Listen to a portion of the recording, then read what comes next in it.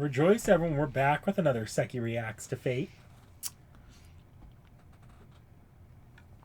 I'm getting a death glare from Sekhie. Just a little. So yes, elephant in the room. We probably could have done this one with Ushi Wakamaru. We should have done this one with Ushi Wakamaru. I asked you if we should do this one with Ushi Wakamaru. Okay, quick knick-knack runs defense for himself. At the time, the first thing was I was completely unfamiliar with Kiichi Hogen. More or less because at the time Little Big Tengu hadn't run yet in Fate Grand Order. Not in the North American version. The second reason we didn't do it is because when I did a brief look over of Kiichi Hogen while prepping the notes for Ushi Wakamaru, I saw Kiichi Hogen does have works associated with him that are separate from the Ushi Wakamaru stuff. Absolutely, he totally has works associated with him that are featured separately than the Gikeki. Unfortunately, there's a difference between works that are separated and ones that we can actually read or watch. Because I do not read Japanese, nor do I read Chinese or Korean. So those works are unavailable to us. We also do not have a kabuki theater anywhere near us. Quite unfortunately. The closest one is 3 hours away. Is that real? Like, did you look that up? Yes. And this is not a commonly done play. No. As well as the fact that, like, 3 of the 5 acts are very... like, one of them is lost entirely, and 2 of them are never used on stage, practically. The last reason I split this off was because at the time, and this is a little bit of an overcorrection, we were kind of cutting how many mega videos we were doing. I'm sure you guys couldn't tell after the last one. Oh no. Ushi Wakamaru's video was so long it couldn't possibly take one form of one servant.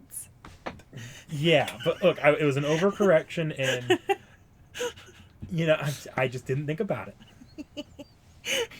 I was like, oh, we can make an excuse to get this one more servant out of this as its own separate video, and that sure we can, but this will probably end up being a 20 to 30 minute video. Yeah, this is not even gonna end up being that, probably. Hashtag our first 15-minute video. I swear to God. So here's the problem. Going into it, I do have a copy of the Gikeki. I talked about this in the Ushi Wakamaru video. I found the only version of it that has been translated into English. And let me tell you something. Kiichi Hogen might not have much translated into English, but we're damn lucky we even have this, right? I've discussed this before. This has been translated out of Japanese, to my knowledge, twice. Into Russian in the year 2000, and into English in 1966 in association between the University of Tokyo Press and I think Stanford? Yeah, Stanford. Yeah. It's literally a work done by a Stanford author and a University of Tokyo author, and it was published in 1966. And that is it. It has never been republished since then. It is not sold normally. You can only buy it new through the University of Stanford Press for like $100. And I found like the only used copy that was available on used book websites at the time. You see, Fate fans will be very familiar with this conundrum. It's already hard to access translations of the original main work. Not to mention the spin-offs that just have no hope of being translated. Yeah, so while... absolutely, there is other stuff written about Kiichi Hogen. There's a Jidaimono, right? A play, right? Done kabuki style, called Kiichi Hogen Sanryaku no Maki. And let me tell you just how translated this play is. The title has not even been translated into English on Wikipedia. It doesn't even have a Wikipedia page. The 8 styles of swordsmanship that he founded do not even have a Wikipedia page from which to start researching. On his Wikipedia page, as you can see, it is less than 1 full page on my screen. And if you look at the references, 3 of them are in Chinese. What's funny is that I didn't notice this till like when I was doing notes yesterday. Yeah. There might be more attributed to the Tengu that Kiichi Hogen is often attributed to. Who we talked about in the Ushi Wakamaru video, because that Tengu was the one who trained and raised him on Mount Kurama. Well, they're both accredited with training in Fushi. But they're identified as the same Yeah. person in some sources. That's what I mean. So maybe it's two people, maybe it's one, but there's more written about the Tengu than there is about him. In English. In English. As per usual. I mean, and honestly, even if you look like normally my starting point on any servant from a place I don't know anything about is go to Wikipedia and go down to the references, right? Find the academic works, right? This is a blog. These two are in Chinese, possibly Japanese, but if so, it's in fucking kanji. This is an image index. This is a kabuki theater. And this is a collections from the British Museum page, which I checked out. This is what it has. And this one is also in Japanese. And like, granted, if you click into some of these, you can do that. And look how much it gets you.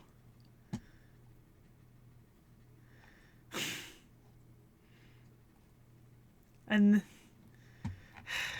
not a lot. Not a lot. I scream to myself having been the one on the history end of this video. At least in Fate, you've got Fate shit to look up sometimes. You know, this is nothing. This gives me literally nothing. So, Kiichi Hogen is a Japanese monk and warrior from approximately the 1100s, the kind of late, not late, but the early Muromachi period. We talked about periods in one of our recent Japanese servant videos. I think it was when we were talking about... Shiro Tokisada. It was either that one or Miyamoto Musashi. I think it was Amakusa Shiro Tokisada. I think I talked about periods. It might have been after that, but regardless. It's a monk, but Hogen... The Hogen part of Kiichi Hogen is not actually part of a name. It's an honorific given to monks, right? So it just means, his name means priest of the first demon, because Kiichi is the first demon. It's kind of like when we did Takao, or we covered Takao Daiyu. Daiyu is actually a title that was given to Takao. Exactly. So, priest of the first demon. Famously, as noted in the works that we do have translated about him, he is an onmyoji, and supposedly he resided at the Horikawa Dori in Heian-kyo, or Kyoto at the time, as it was called Heian-kyo during this period, hence Heian period as well as Muromachi period. And he was skilled in this thing called Rikuto Heiho. And Rikuto Heiho was magical warfare, essentially. This type used by priests against demons. Oni.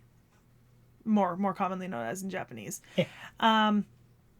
He was incredibly good at both academics and military arts, as many great figures are during this period.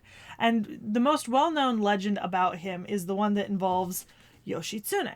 So, and it's said that Yoshitsune stole his family heirloom book called the Rikuto, which was a military tactics book, in collaboration with the help of his daughter Mizuru Hime. But in this story, depending on the source, he can be identified with Kurama Tengu, or a Tengu sage of Mount Kurama, who also taught the young Minamoto no Yoshitsune swordsmanship, tactics, and magic, right? Please, try it. Try it.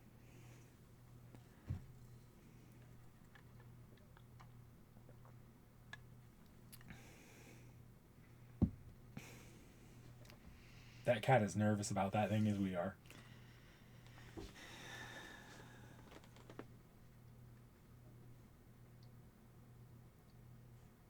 Please, honey?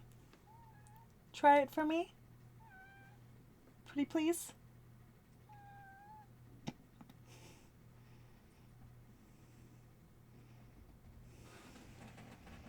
No. Nope.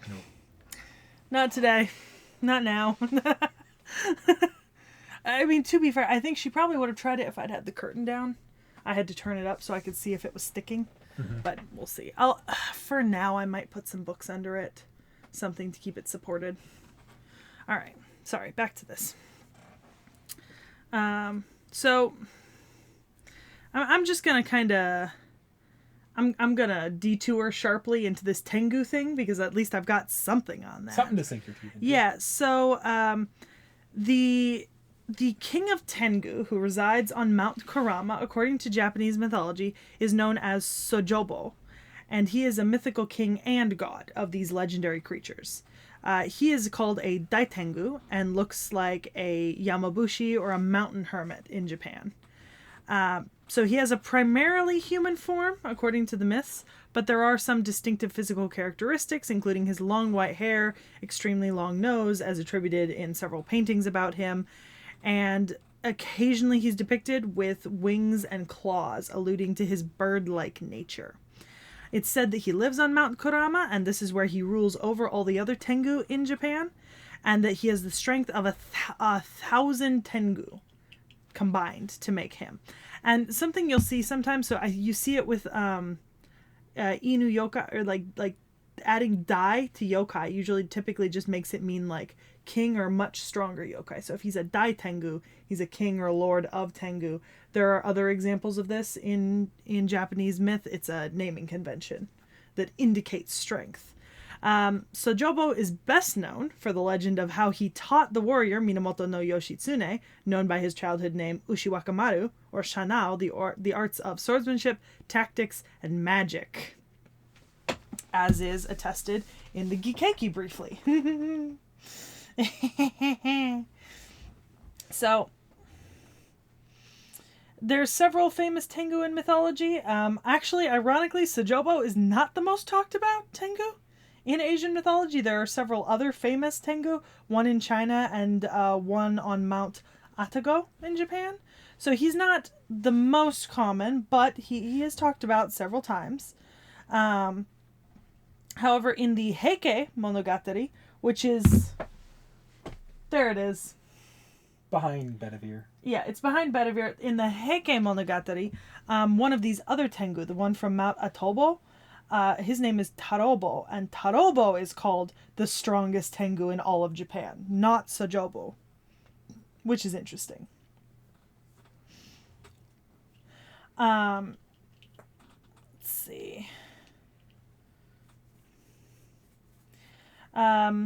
Tengu or Sojobo is depicted commonly in performing arts. So he's featured in several Noh plays, including one called Kurama Tengu, which is an interpretation about Sojobo and Yoshitsune and their legend, in which the two of them interact. Ushiwakamaru says, "By the way, you, the gentleman who comforts me, who are you? Please give me your name." Because remember, he's fled to the mountain to get away from his family that wasn't treating him right. The mountain priest returns to him, "There's nothing to hide now. I am the great Tengu of Mount Kurama who has lived on this mountain for hundreds of years." The long-nosed goblin in Kurama. So, very common in literary arts, as oni often are in Japanese literary arts. He's kind of takes the role of a chieftain to his own people and a king, but he's also a teacher, as noted in the stories of Yoshitsune, which means we can tentatively associate Kiichi Hogen with being an excellent teacher. So, you know, it's not for certain that Kiichi Hogen and this Kurama Tengu are the same person, but some stories associate them with one another or potentially as the same person. So, make of that what you will. It could just be confusion owing to kind of jumbled records and mythologies, but it also could be this dude was living two lives, and we love that for him. So, he did have 8 styles of swordsmanship called Kyohachi Ryu. Can't tell you anything about them. Supposedly, Kyohachi Ryu. Kyohachi Ryu.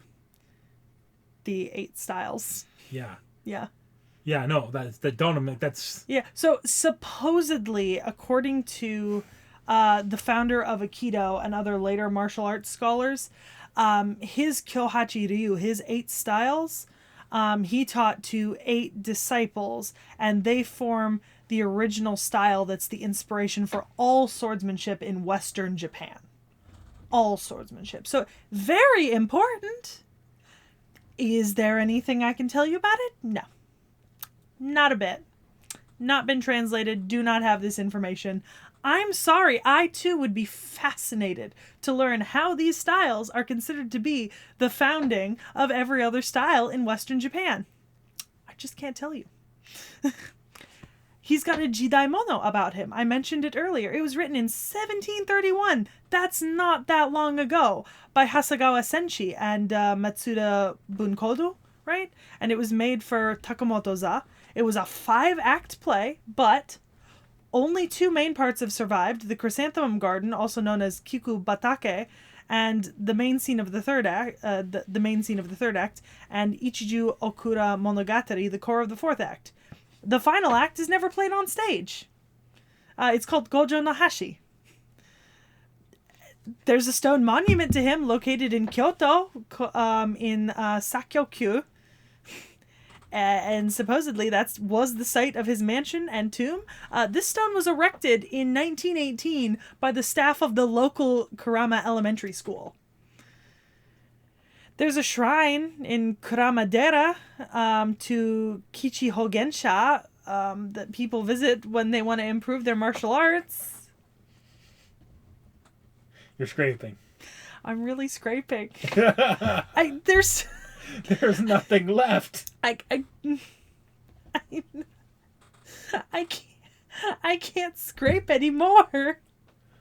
Come on, scholars, translate more, please. Please. Don't test me. I'm a type Moon fan. I'll beg for translations till the end of time. I feel like the thing I'd be more... I guess, let me get speculative. So, somebody made a comment a while back, and it was on the basis of a discussion we had in a video a couple months back. And it was a video where I had made the comment that I was in some ways very grateful to Fate and had a pretty large admiration for the fact that... despite the fact that sometimes it's annoying when you look up a historical character and the Fate page comes up first, there is something to be said about the fact that Fate is bringing a lot of positive attention to a lot of historical and mythological figures from all over the world, to their stories, right? Like, there are thousands of people who now know who Kiichi Hogen was, who would never in their lives have had a single occasion to come across this character in any godforsaken way.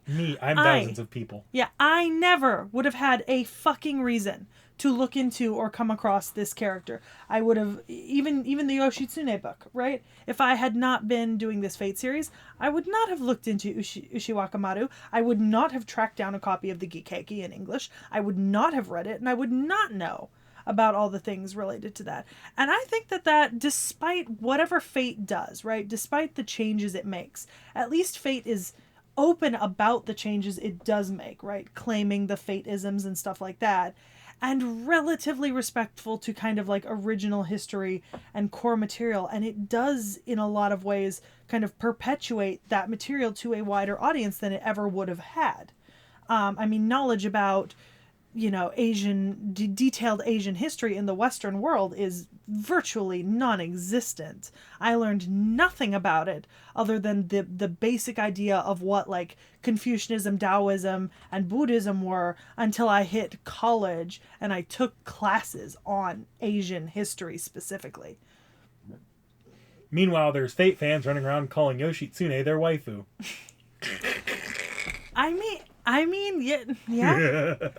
But it is getting it out there. And I mean, if that's what is needed to get things translated, I mean, out of all the things here that I do not have available to me, I'd be the most interested in writings on Kyohachi Ryu and sort of the origins of different styles in Kyohachi Ryu. And I'd really like a translation of that Jidaimono. Right? I'd love a translation of this play. 1713, that's not that old. Like, the language isn't that archaic. It's not like you're translating something from the 1400s. So, like, you'd probably be able to kind of muddle by with, you know, a reference book and modern Japanese. So, we gotta get this shit translated, you know? Come on. Make academic work available to everyone. Make non-academic work available to everyone. Give me something, anything. All right, well. I cannot prevaricate any longer. 20 minutes, that's pretty impressive, minus, like, 2 for the cat. Yeah. So, yeah, I guess going into it, what class you thinking? The caster. All right, let's go. It's assassin. Okay. But only kind of. There's a little bit here. First off, you probably notice. It's a woman.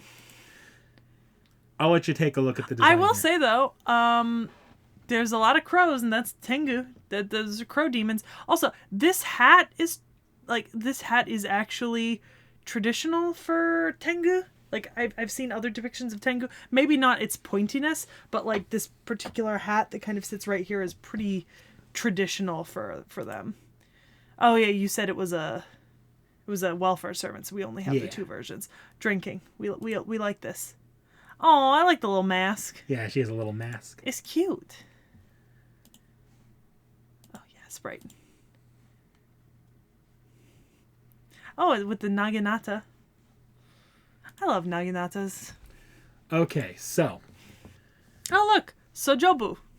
Yes. Oni-ichi Hogen. Kurama Tengu. Can you tell if Fate's pulling from the Tengu a lot here? It would have to. There's nothing else for it to pull from. Sorry, that was rude. So you've already noticed the gender bend of this. You're wrong. Kiichi Hogen here is actually a man in Fate. He just felt like being a woman today, so he used his sage arts to change his gender, and just for now, he's a woman. Good for him. Like my current Baldur's Gate playthrough. I am a man. So Fate absolutely goes with the read that Kiichi Hogen is the great Tengu. Yeah, Kurama Tengu.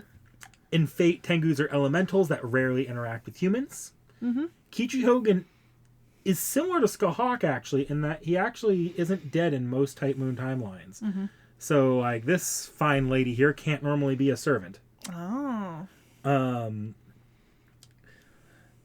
That said, in FGO, everyone's kind of dead. Just like Sekhie, she is summonable post the world kind of going crispy. Yeah. So, the context to her arrival, though, wasn't just a summoning. It was a little bit more opportunistic than that. Mm-hmm. She arrived in Chaldea for the express purpose of punishing Ushi Wakamaru for A, leaving her training, B, stealing her shit, and C, tricking her daughter. Yeah, that tracks Mizuru Hime and her book Rikuto. Yeah. So, vengeance. Vengeance is the only valid. Vengeance was sweet against Shano. Good. So she smacked her with a mystical hammer that turned her into small Ushi Wakamaru, wielding a mighty sewing needle. I actually meant to pull up a photo of that. Do you not have a... Where do I find a photo of that? Just look up small Ushi. FGO. It'll want come to up see because this. this is a... People love this image. This? Yes. I love her. Actually, she's so cute. If you want to look them up, there was a series... This led to a series of problems. There should also be a small Benkei.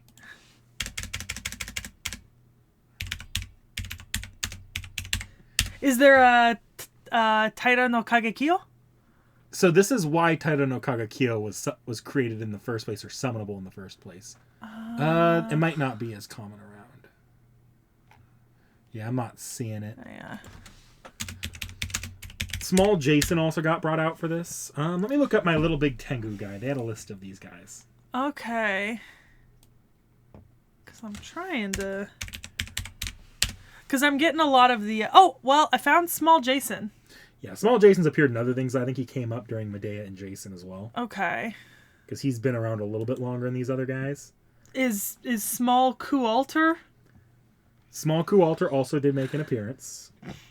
Mini Ku. Gosh, can I find the... How many of these were there? Because all I'm finding for Small Benkei is this. I could be wrong about the Small Benkei. And this is... I think that's it. Oh, okay. Never mind then. It's cute. It's adorable. That might be... Wait. There's another image that... This image keeps popping up. That might just be a fun little chibi art.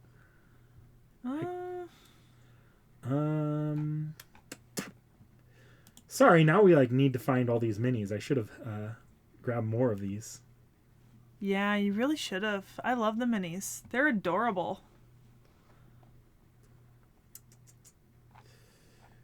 Okay.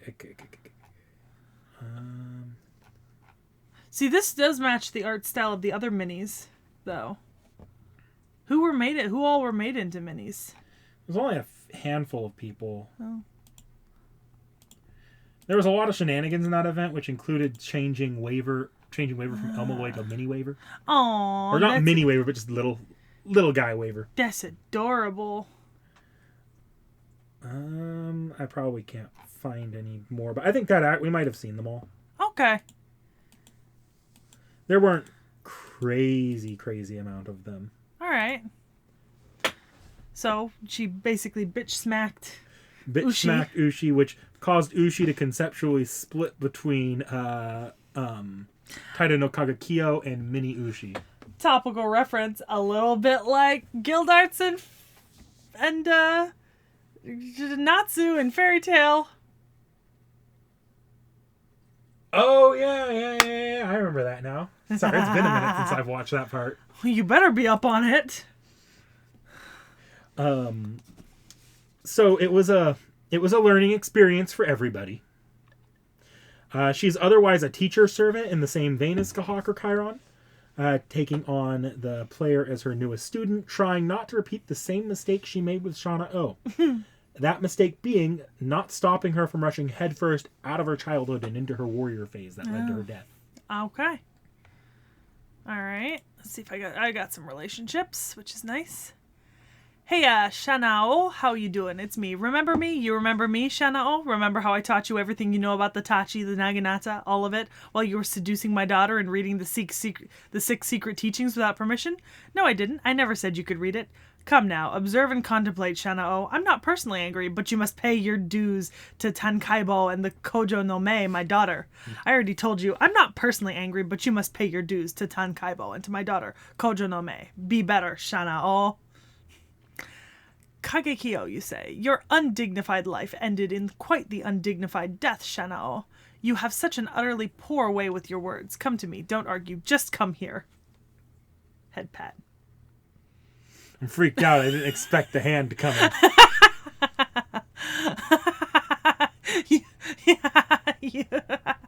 The hell happened to you, Doman? This Saint Graph. What's that supposed to be? No way. I can't deal with this. I can't get over the...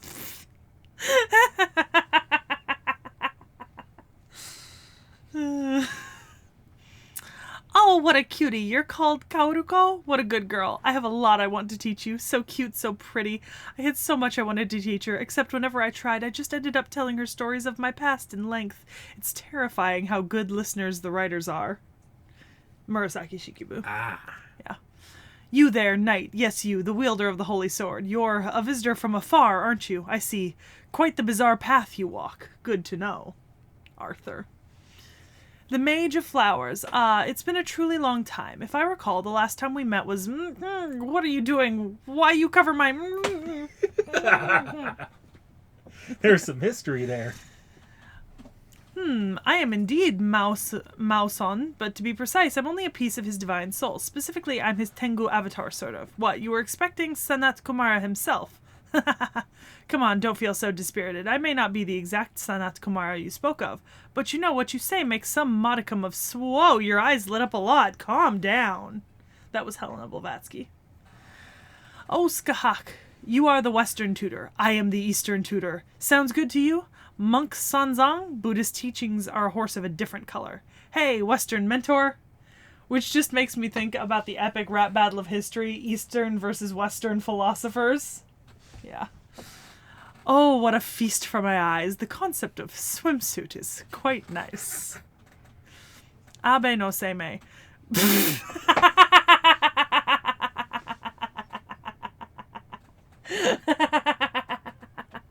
You're really selling that laughter. A little bit, yeah. Xuanzang Sanzang. The Buddhist mentor, huh?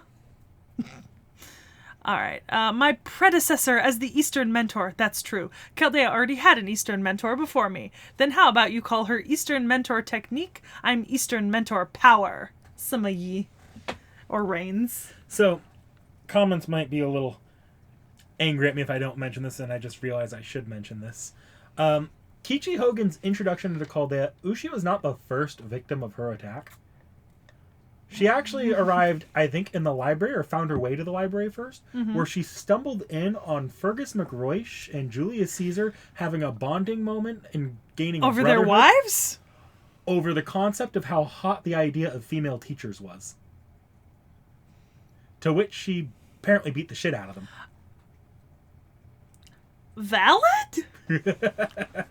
Valid. Okay. Oh yeah, abilities. That's the thing I have to do. They have a Naginata and a Tengu fan. Yeah, so if you remember Summer Ushi Wakamaru, Yeah, Kiichi the Hogen, feather fan. same exact fighting style there. Ah. Because Ushi stole everything she knows from Kiichi Hogen.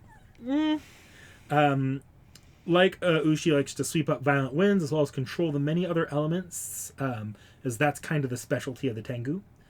She can disperse or reform from a murder of crows. Basically, she fights almost exclusively with the Tengu arts. I love that. The dispersing and reforming from a murder of crows makes me think of Itachi Uchiha from Naruto, who you have not met yet. No. But he is awesome. Here's something that they don't mention here, but this is a very recent thing we found out in NA. Mm-hmm. It's been shown that she actually has the ability to just change her class if she wants to. Good She's for appeared her. as a Lancer before. Oh, interesting. And it was playable, too. It was kind of surreal. So why do we not have a... It's the same servant. They just gave us an NPC version that instead of being an assassin, was a Lancer. Okay, so did she just uses her Naginata more often, or... Same exact servant. There was no change in lore. Okay. Just straight... All right. Okay.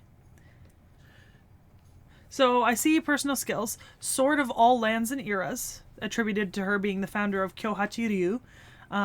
The 8 styles considered the inspiration to everything in the combat techniques she taught her 8 disciples, one of which was Ushi Wakamaru.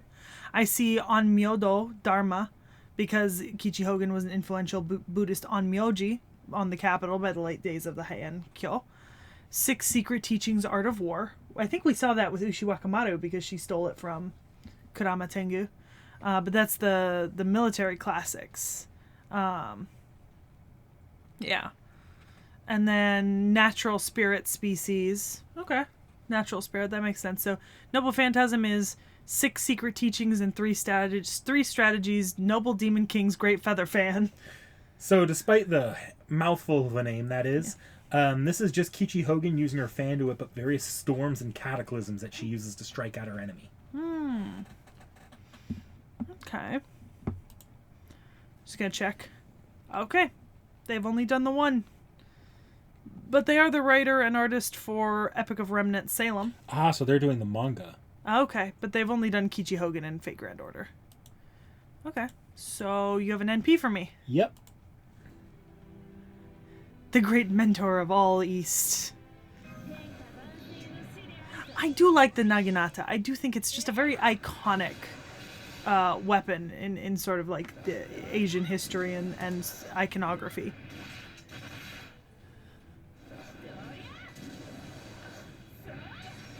Oh, yeah. There's the murder of crows. And the wings. Oh, getting drunk. I love that. Heavenly drums ring, but not with thunder. Oh, there's so many of her. And they all have uchiwas.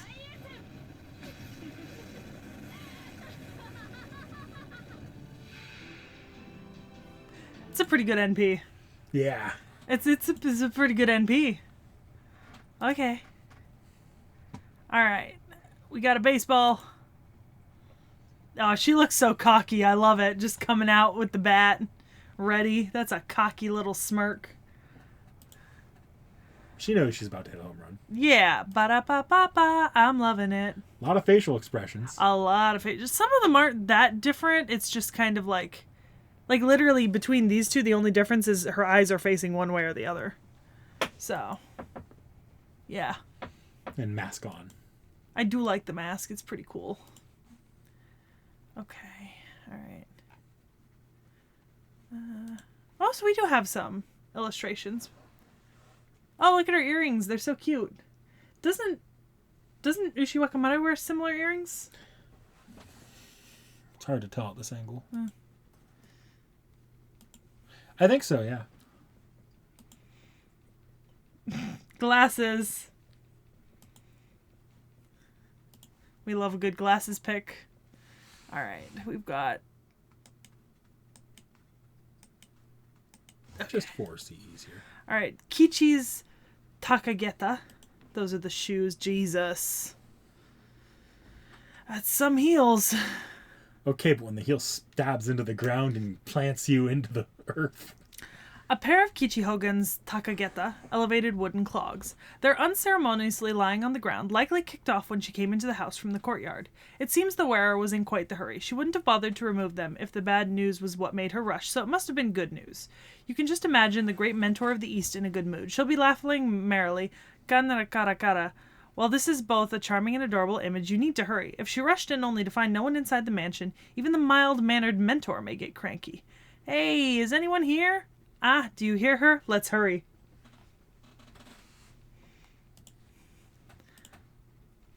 Hey. The Tengu mask. Yep, with the long nose.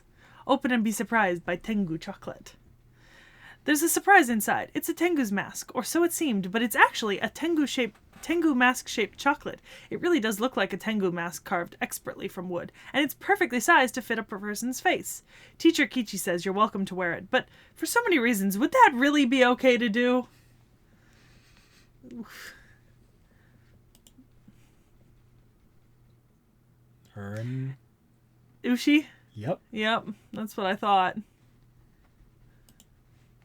Pinky Beach.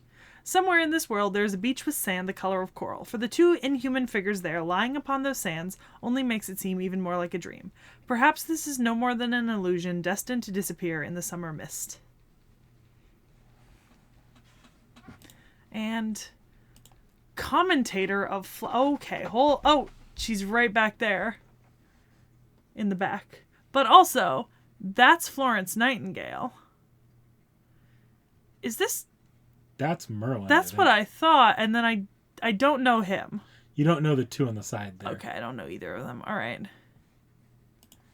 Then I'm gonna skip out on reading. Yeah, it. we'll be back. Yeah, to this one. we'll be back. So yeah, that's Kiichi Hogen. Well, I'm definitely gonna get her foot right. Does she even have the feet pick? Oh yeah. Oh, look at that. Oh yeah. Definitely gonna get that one right. Kind of hard to miss the spike. You might forget Kiichi Hogen in general before you forget the foot. That's true. So this was a short servant, but I really enjoyed it. I think it was a good idea to lean into the whole Tengu thing, but really, Fate, you could have just paid someone to translate a bunch more stuff into English. You make enough money. Translate. But it's a good servant. I like Kiichi Hogen. It's cute. It's adorable. The hint for our next video is that, let's see, I've already talked about one of these characters in a Valentine's video from last year, I think. Either a February or March video from last year, I talked about one of this trio. Given that Smash or Pass exists within February. It was not in a Smash or Pass video. No. It was a single servant video. And I talked about the servant, one of the 3 servants that's going to be combined in this video coming up. Wow, you're really sending them hunting on this one. I think it was March, I'm going to be honest. Because we had a theme going for March. My friend, you just switched months altogether. No, I said February or March earlier. But February was couples and love-related stuff. And since we didn't do this servant with their canonical historic partner, we did it as 2 separate videos, I believe. I'm not following the hint, but I'm going to trust that you have your information right here. I am correct. So, happy hunting.